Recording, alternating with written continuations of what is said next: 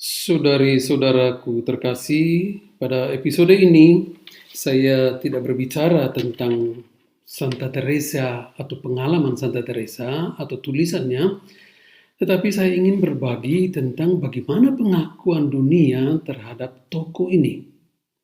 Pengakuan dunia ini datang dari Badan Perserikatan Bangsa-Bangsa, yaitu UNESCO. UNESCO adalah salah satu organisasi PBB yang membidangi dunia pendidikan, ilmu pengetahuan, dan kebudayaan. Jadi kebiasaannya, Badan UNESCO ini setiap 2 tahun memilih salah satu orang atau salah satu institusi dari anggota negara-negara anggota UNESCO untuk dijadikan tokoh yang diperingati secara internasional, secara luas. Nah, pada tahun 2021, Badan PBB ini menerima pengajuan dari negara Prancis dan perwakilan Basilika Santa Teresa di Lisieux untuk memperingati hari kelahiran Santa Teresa yang ke-150 pada tahun 2023. Santa Teresa lahir tanggal 2 Januari 1873. Nah, PBB atau Badan UNESCO ini langsung menerima nama Santa Teresa ini untuk diperingati dan mereka menetapkan tahun 2022 dan 2023 untuk Teresa dari Lisieux. Penerimaan ini memang menjadi berita yang gembira, tentu saja, bagi semua gereja, bagi siapa saja, apalagi para pencinta Teresa dari kanak-kanak Yesus ini. Memang PBB ini atau UNESCO bukan satu organisasi yang bercorak agama atau punya afiliasi tertentu dengan agama tertentu. Tidak ada pengaruh apa-apa dan tidak mungkin dipengaruhi oleh agama. Tetapi mereka menerima Teresa, ya, seorang Rubia Karmel kontemplatif tinggal dalam klausura untuk dijadikan tokoh internasional. Ini sungguh membanggakan gereja Katolik dan sungguh membanggakan para pencintanya. Ada beberapa alasan yang bisa kita lihat. Pertama, untuk PBB atau Badan UNESCO ini, Teresa adalah tokoh perempuan dan penulis yang dibaca di seluruh dunia. Kita sedikit menoleh ke sejarah kisah panggilan menjadi Rubia Karmel. Dia berusia 14 tahun ingin menjadi Rubia Karmel. Dan untuk mewujudkan kerinduannya ini, dia harus sampai minta izin kepada Paus. Karena memang gereja Katolik berdasarkan hukum gereja tidak mengizinkan orang untuk mengambil keputusan penting bagi hidupnya sebelum ia menginjak usia dewasa. Tetapi karena kerinduannya begitu kuat dan dia yakin bahwa dia mampu, maka dia ketika berziarah bersama orang tua dan rombongan dari keuskupan Lisieux meminta langsung kepada Paus untuk menjadi suster Karmel pada usia 15 tahun. Dan memang itu mujizat. Jadi izinkan dan dia menjadi suster Karmel pada usia itu. Meskipun hidup dalam Karmel tidak lama, cuma 9 tahun. Karena pada usia 24 tahun dia meninggal. Demikian juga setelah dia meninggal, dia langsung digelari kudus. Tidak lama. Tulisannya pun sangat sedikit kalau dibandingkan dengan teolog-teolog lain. Tetapi oleh gereja Katolik dia diangkat menjadi teolog, menjadi pujangga gereja wanita. Nah, buku autobiografinya yaitu Kisah Satu Jiwa yang ditulis Teresa pada 3 tahun sebelum wafatnya, dicetak pertama tahun 1898, setahun setelah kematiannya. Itu seperti angin kencang, bukunya menjadi bestseller dan diterjemahkan ke dalam 80 bahasa di dunia, termasuk bahasa Indonesia yang berjudul Aku Percaya Akan Cinta Kasih Allah.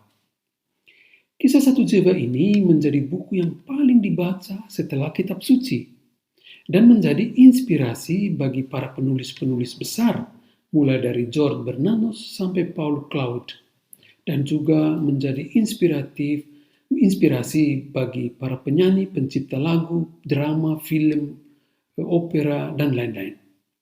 Jadi kisah satu jiwa menurut PBB sungguh menggugah nurani kemanusiaan dan spiritualitas banyak orang, sehingga tidak sedikit orang dari berbagai usia, budaya, bahasa, status sosial, dan agama yang kembali ke jalan yang benar dan jalan yang baik setelah membaca buku ini. Demikian juga ada begitu banyak gereja, institusi, sekolah, dan organisasi yang berpelindungkan orang kudus dari Lisieux ini.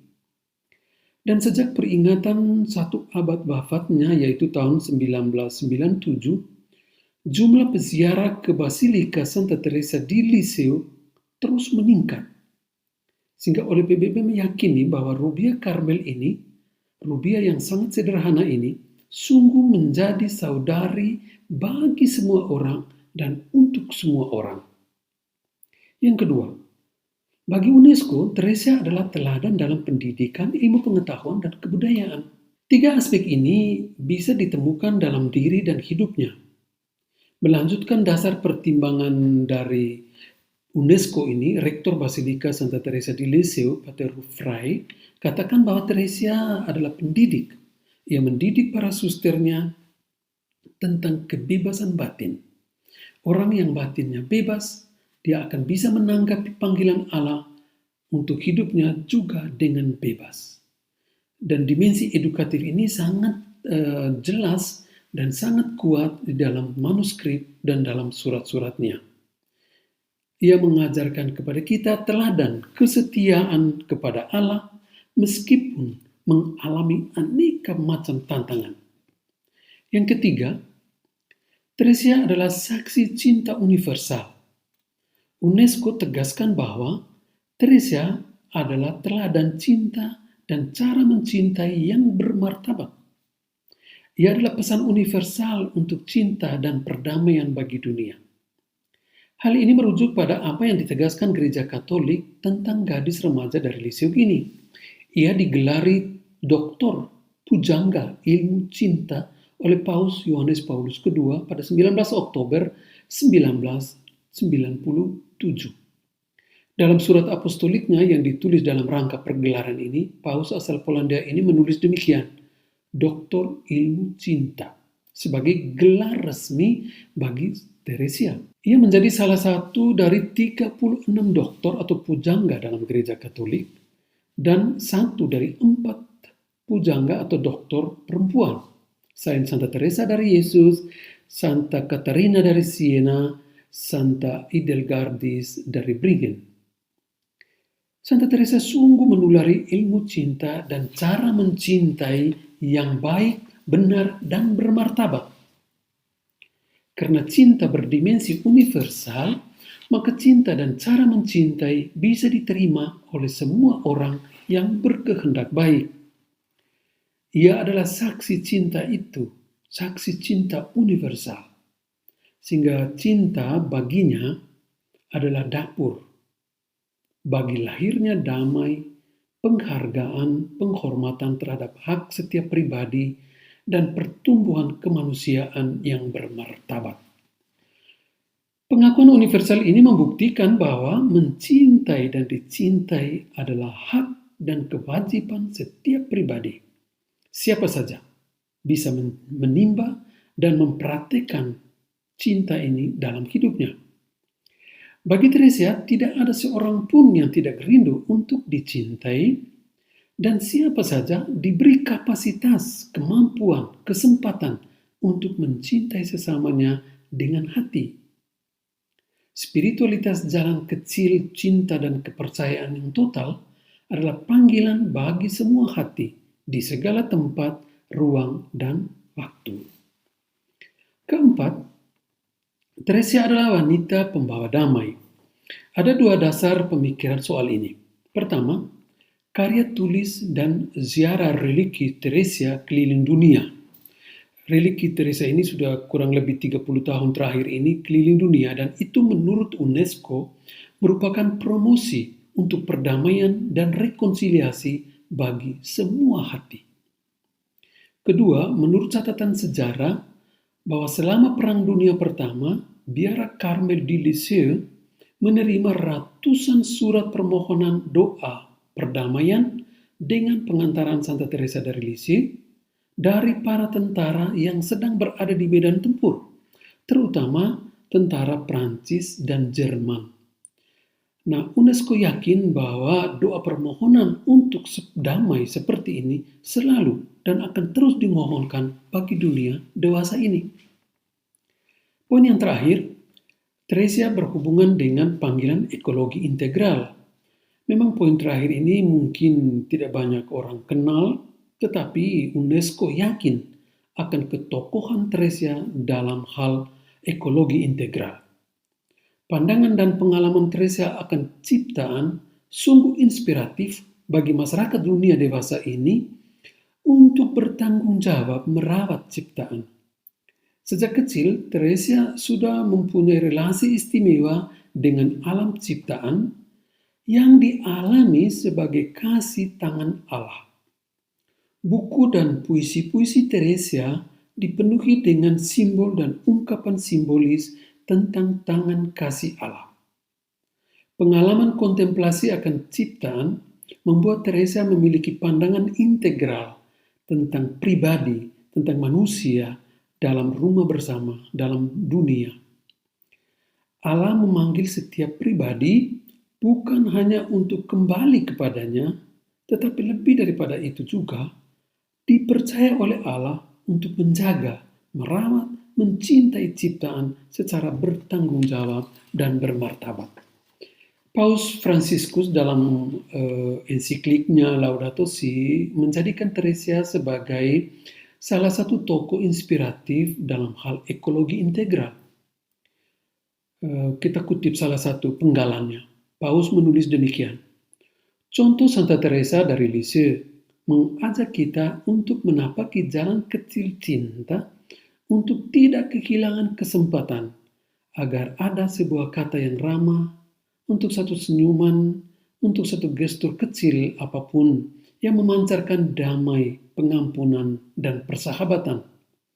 Ekologi integral juga terdiri dari tindakan sehari-hari yang sederhana yang mematahkan logika kekerasan, eksploitasi, dan keegoisan. Bisa dilihat dalam nomor 230 Laudato Si. Baik, sejalan dengan perayaan ulang tahun kelahiran Teresia ke-150 oleh UNESCO ini, Gereja Universal, terlebih juga Ordo Karmel Tak Berkasut OCD, akan merayakan peringatan ulang tahun beatifikasi dan ulang tahun kanonisasi pada tahun 2025 nanti. Pimpinan Umum Karmel Tak Berkasut, Pater Miguel Marquez Calle OCD, berharap agar semua anggota Ordo Karmel, umat, dan para pencinta Teresia ini untuk mendalami ajarannya, membaca buku-bukunya, dan juga berdoa bersamanya, dan terlebih berkarya seperti Teresia untuk menjadikan, mengalami, merasakan rutinitas harian sebagai medan dan ruang pengalaman akan Allah yang Maha Rahim. Seperti Santa Teresa, Pastor Asa Spanyol ini mengajak kita semua dipanggil untuk seperti Teresia mencintai Yesus dan menjadikan Yesus dicintai oleh semua orang. Sehingga mari saudara-saudariku kita berdoa bersama Santa Teresa dari kanak-kanak Yesus, memohon doa kepadanya agar membantu kita sebagaimana yang ia sendiri janjikan menyirami dunia dengan mawar-mawar kebaikan dari dalam surga. Semoga Tuhan memberkati kita semua. Amin.